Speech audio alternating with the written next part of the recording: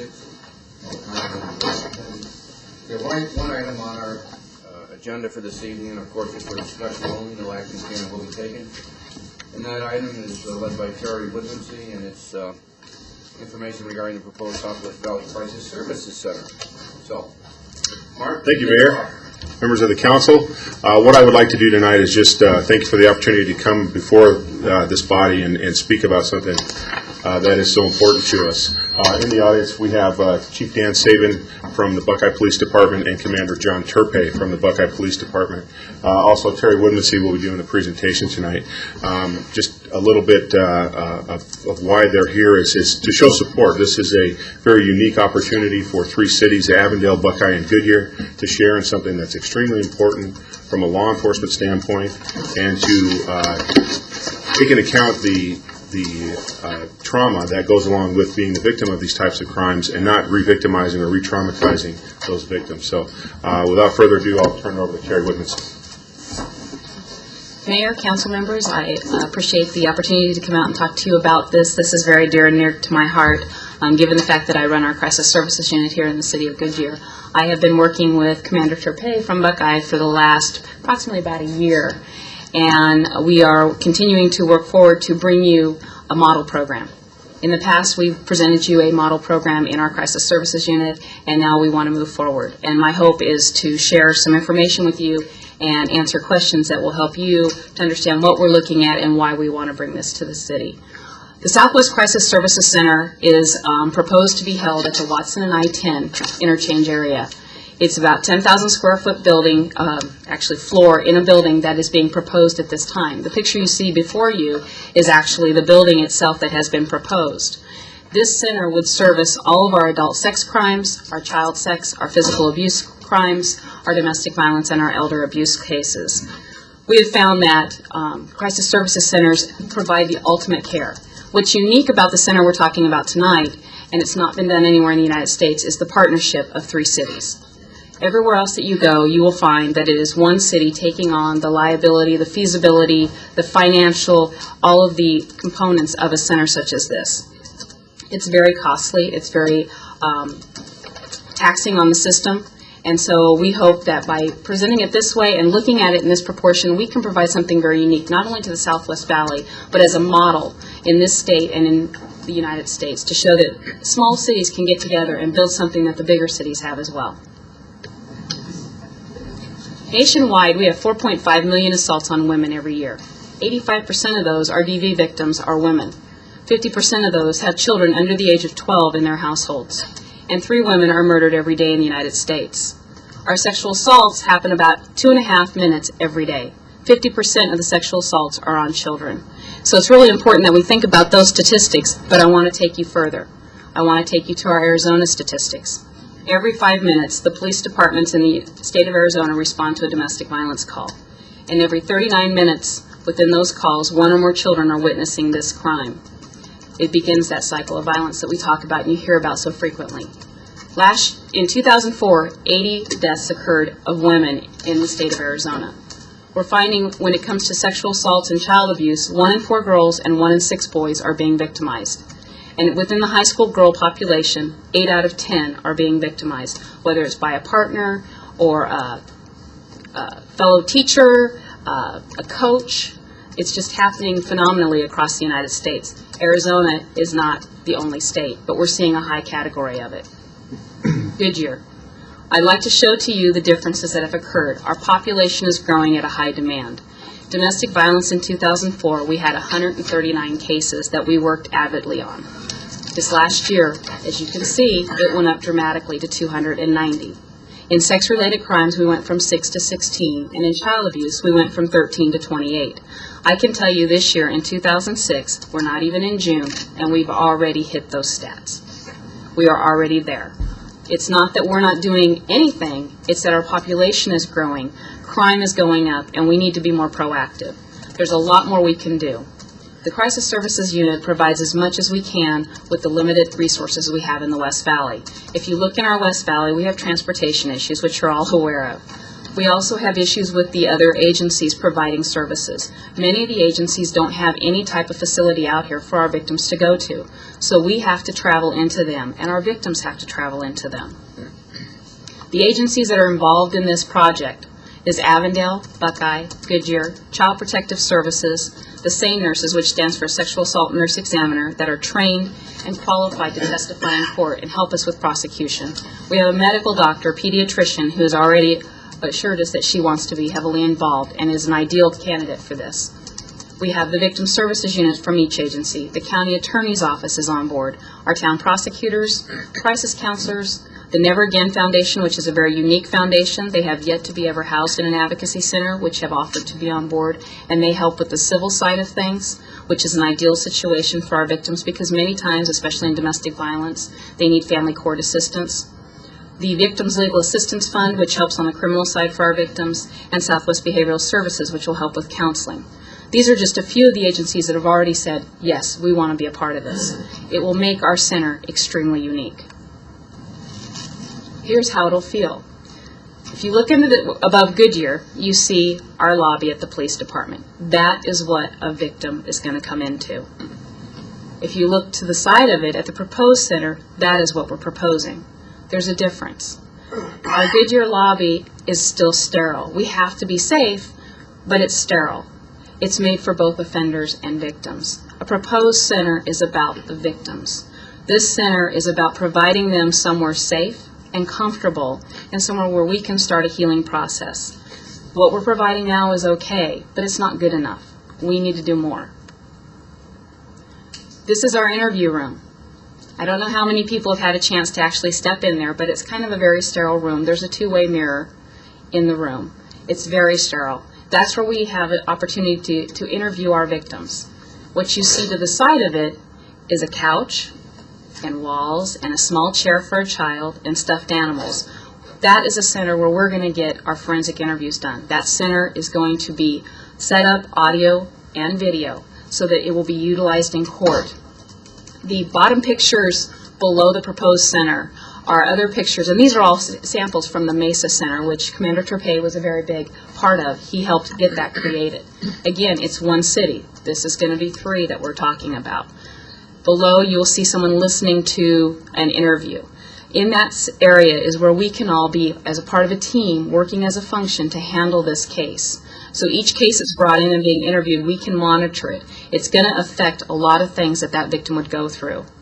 Next to that is where we would have office space. Below that, you also see the exam room. Those exam rooms are very unique. Hospitals aren't set up to do forensic exams, to stand up in a courtroom.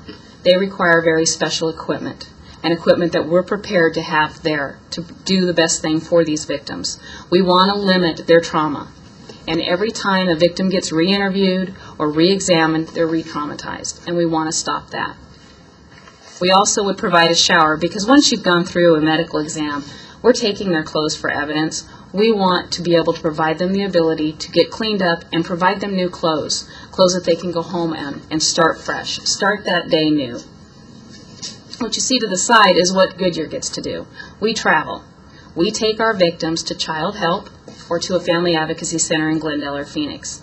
So we have to travel a distance. I'd love to tell you that those centers are wonderful, and they are, but they're not working for us. They are set up in a very different, unique manner. Phoenix and Glendale are set up for them. This center would be set up for us in our 3 cities. When we need to get an interview done, a forensic interview, it takes time. And I'm going to go through some statistics to show you the differences. This is what it'll improve. These statistics that you're seeing now are based on the Mesa Center. However, in red, what you're seeing is what we currently have in Goodyear. 12 hours to complete a case is a standard. 3 to 4 hours at a center is how long it takes. For us, it can take 2 to 3 days because we don't have all the components we need. Most cases in small cities, they go to an emergency room, which sometimes involves an 8 to 10 hour wait. If they come to the center, we're talking 1 to 2 hours to get through the exams, get done, and be headed home. Right now, it's taking us 3 to 7 days to get an appointment at Child Help or one of the advocacy centers. That's problematic, and here's why. Picture yourself with a small child that has been sexually abused. They are brought down to the station. They get an initial interview. Sometimes it's by a school nurse, a principal, then by an officer and a detective. Now we've talked about 4 interviews right there. Now we need to make an appointment for the forensic interview. That's the important interview. Until all the interviews are done, I can't set them up for counseling. They can't start to get help to heal. And so now for the next 7 days, that child has to keep all of that inside. They can't really talk about it. We're traumatizing them. They need more. They need quicker service. Right now, multiple interviews in most cities are 91%. Right now, in our city, they're 100%. Because we don't have the means to do a staffing at a briefing table in the center of a center like that and have all the components there. What we could have is them in that forensic interview for the one interview. An officer brings, or a person brings them in. It would ideally be maybe Child Protective Services or somebody like us in the crisis services. We would transport them in a non-sterile situation. Instead of in the back of a police car, they would come in for the forensic interview, and at that point in time, everyone that's a player in that would be in that room listening.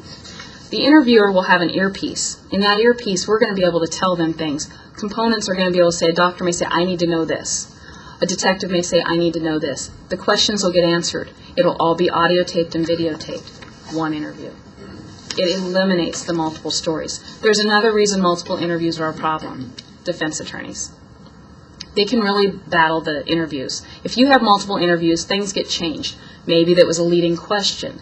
Maybe it was said the wrong way. Maybe information changed. So there's a lot of information that can happen if there's multiple interviews, and it really affects the outcome of the case. And ideally, we're hurting our cases.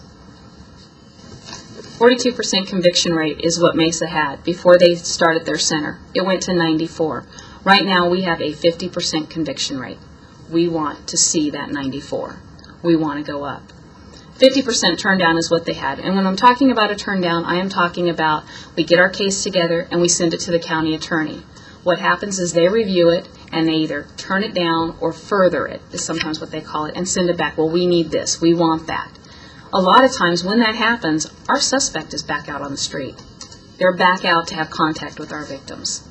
Right now we have a 50 to 55% turn down, because we don't have the ability to do the extensiveness that we need, that these centers will provide.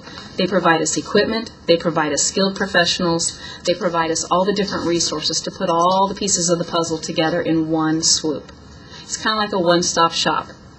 What I gave you as well is the one stop on the road to performance. A lot of these advocacy centers are certified.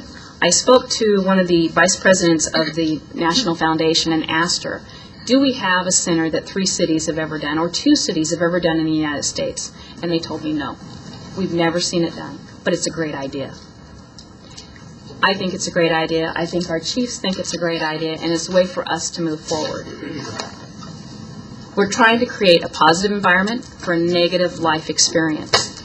We want to give our victims the best care. We have a mission in our city, and we have a value in our city, and that's to provide quality and quality of care. And my mission is to provide the best I can for victims. So by coming to you today with this proposal, we're hoping that you'll see and enhance what we're saying is something we can do that's unique and can bring something to the table that will make these victims less traumatized. And I open it to questions. Okay, thank you very much. Get the council input in a second. Are there any comments or questions from the public? Okay, seeing none, open. Councilmember Sousa. Thank you, Mr. Mayor. Terry, there are 3 cities that are going to be involved in this project. And when I say this, believe me, you know that I back everything that you do and what you've done in the city relative to this subject. Why, since Goodyear is centrally located to Avondale and Buckeye, why are you proposing that the building be in Buckeye? Actually, the proposal came from taking the 3 cities' jurisdictions and mapping them out on a map, and the actual center point with as far west as Buckeye stretches and as far north and south is actually Watson and I-10, and that's what the proposal came from. This is another situation where we're being tasked to contribute a good piece of change for this project, not only going into the program, but ongoing. And here again, there is no value. There is value certainly, but I still feel that we should consider this building in Goodyear because of the central location of it. We've asked to contribute to many funds, okay, for buildings and areas that are outside of the city. And I think it's time to bring some of these projects home. Thanks, Mr. Mayor. Okay, thank you. Councilmember Scott? Jerry, you're really on the right track here. We need something like this where we centralize this management. A couple of questions though that I have.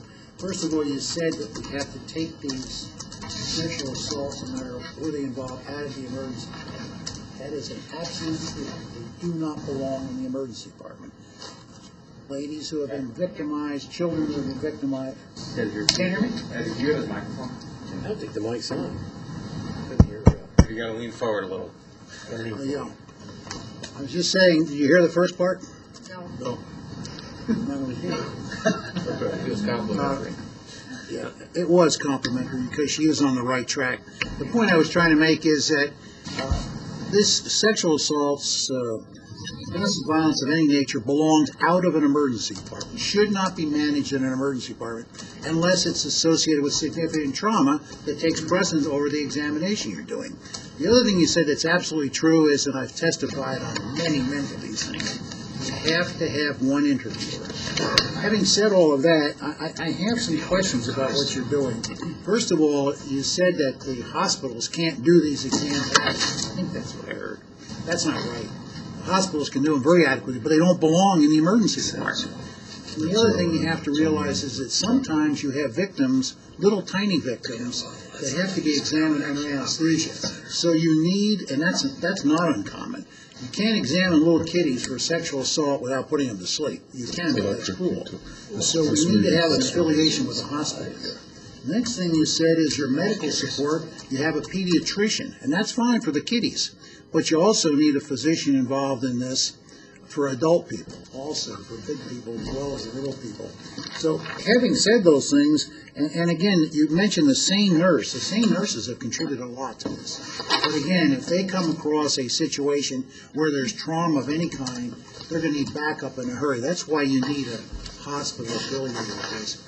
And I would like to make an offer to you, and I don't offer my services usually, but I did this for almost 40 years. So if you need any professional input, I'll be happy to consult with you. Thank But you. you are on the right track. Thank you. Councilmember Antonio? Is there any, I guess, is there any response, is there any hospital affiliation? We didn't hear at the presentation, but, and then adult physician, do you want to address the comments? Maybe I'll have Commander Trevay address that. Mayor and Council, thanks for having me here. There is some affiliation with our hospital right here at 99th and McDowell. One of the doctors, I don't want to disclose her name right now, is willing to take on the responsibility and the response to these kind of needs for us. She is a medical doctor, pediatrician. I'd like to add to that, if you can possibly do it. Kiddies belong at children's hospitals, okay? I feel very strongly about this. So if you want to bend the rules and say St. Joe's, that's okay.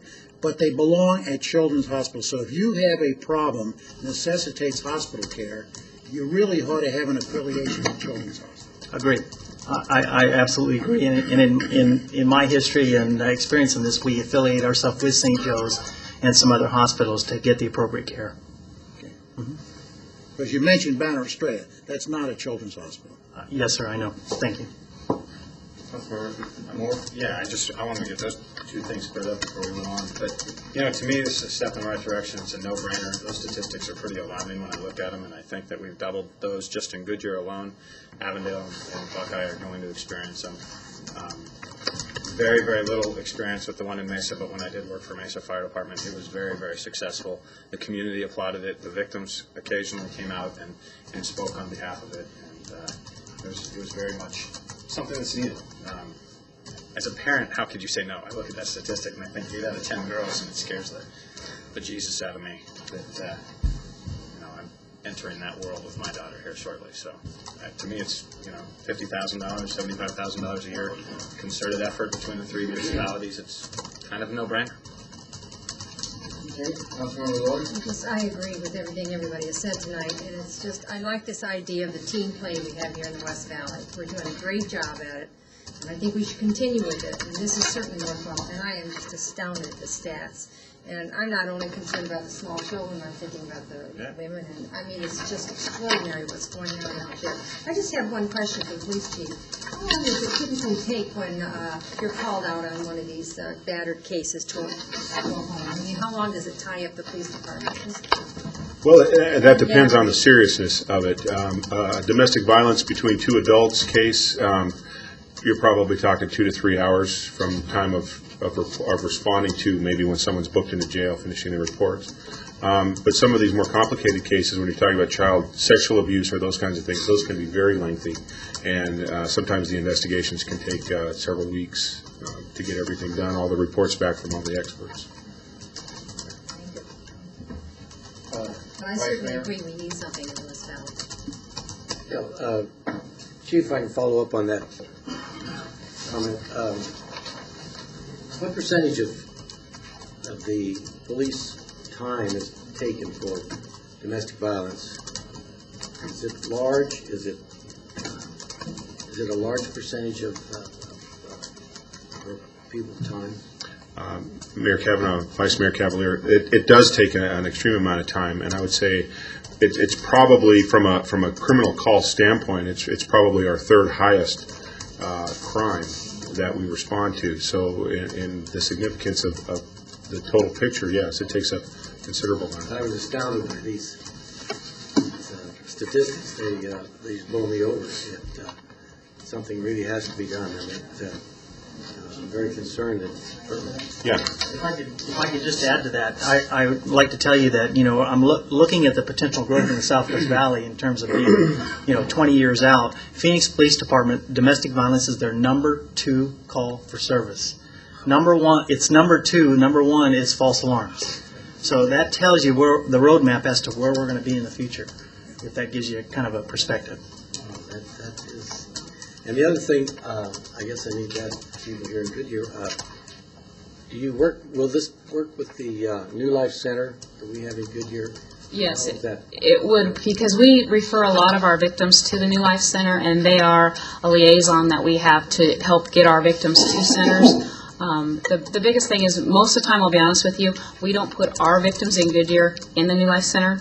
And the reason for that is we're trying to get them as far away from their perpetrator as possible. So we'll transport them elsewhere, but they have been very important to us because we can use them in an emergency situation until we can get them somewhere else. So it's best used for outsiders who come in and then we trade off. Correct. Send ours to a place that's further Correct. away and probably more hidden from the predators. Yeah. Very good. Thank you very much. Councilmember Holland? Terry, of course, we're very proud of you and all the work that you've done in working with the other cities. I too am alarmed by the statistics because it's not a world that we live in every day. And when we hear them, we're bound to be surprised and shocked and somewhat dismayed. I guess since I'm not involved in that, and all of these are just such a surprise, is there anything else that we can help out? And money seems so cold. Is there something that we could do? I don't know. Councilman Scott just has already offered his services, and I hope that you'll let us know if there's anything that we can Use cell phones. use cell phones. Well, I think I've done that already, so I can certainly round up some more. Councilmember Scott? A couple of other points. First of all, I represent this council at the MAG Domestic Violence Program. And there was a large study done with the police departments and how much time they spend on a scene. Police departments do not belong involved in this domestic violence. Their role should be to get to the scene, and if there's a person that needs to go to jail, take them to jail. As far as the rest of it is concerned, you need counselors involved. You need social workers involved to respond and be available to respond to that scene, not police officers. Police officers, number one, aren't trained to do this. Number two, they don't want to do it. They want to take the guilty guy off to jail, and that's the end of it. Having said that, if you're going to do this out in Buckeye, that's fine. You need to have transportation. So that should be on your list also, because the last thing in the world you want people doing is calling an ambulance to take somebody to this center in Buckeye, because they won't take them there. They'll take them to a hospital. So I throw that out as a point. And that's a great point, and I thank you for that, Councilman Scott. And we do provide transportation within our unit, and I know a lot of the other agencies are doing the same thing, kind of following suit. We have multiple vehicles we use to transport. We have a minivan we use to transport victims, because unfortunately, again, the busing system is still in the But slow adjust process. your budget and get some social workers involved.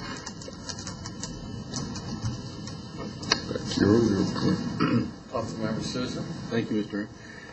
Let me get this financial picture down, okay? So you're saying that the lease itself,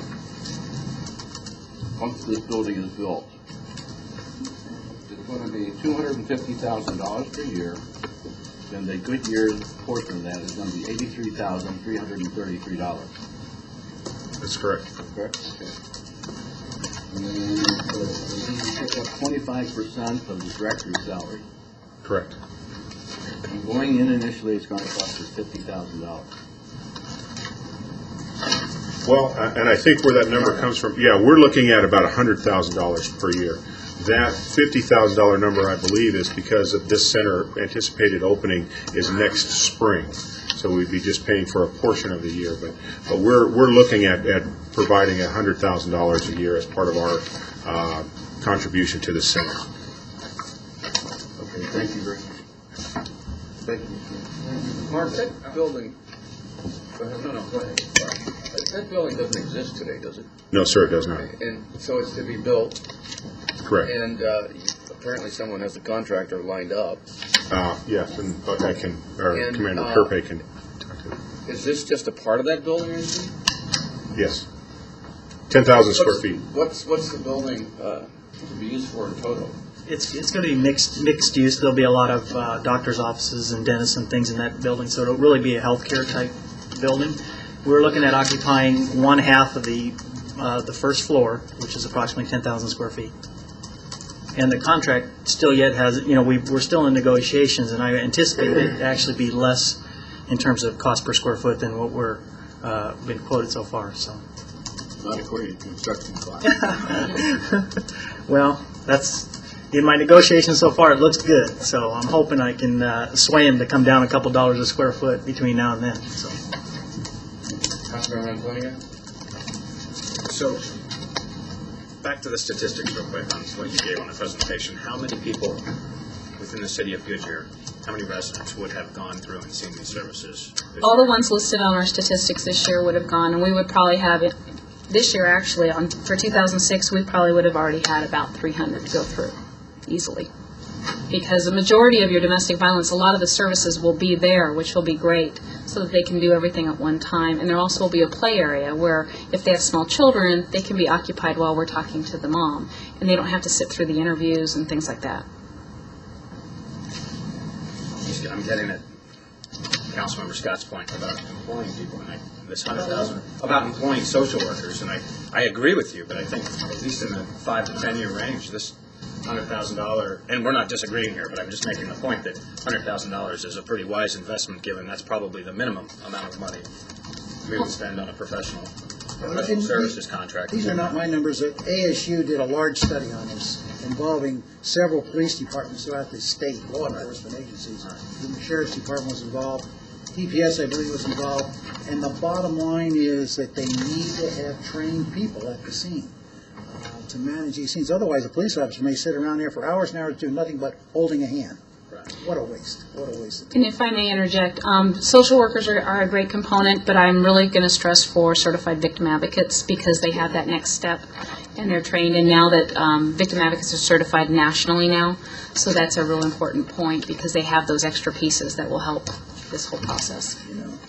One other thing, I have no problem putting this in Buckeye, as Councilmember Sousa put up. I think we're getting off on the wrong foot here.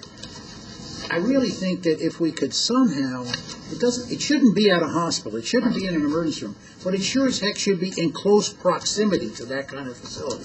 Because people come in and you don't know what the damage is, what the trauma is, until you examine them. So the most horrible thing that could happen to you is you take a victim, run them all the way out to Buckeye, somebody puts them on a table to examine and says, oh my God, they need to go to the operating room, and you've already taken them, way out to Buckeye.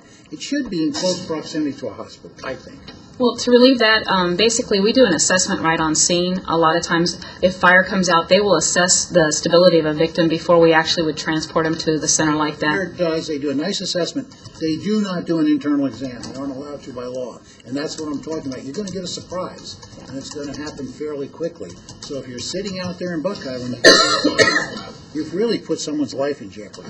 And I'm just throwing this out as a possible piece of information for you. I don't want to argue with something. Appreciate that. Okay, obviously we are in a decision, but there is some discussion on the building location and its relationship to medical facilities. I think that is worthwhile further investigating. And Dr. Strawn has already offered his assistance, so please don't fail to ask for it, okay? Appreciate that. All right, anything else? Okay, and that's our only item on the agenda. Before we close shop, however, I want to compliment Eddie and Jeff. Those are great looking screens you got up there. Good. And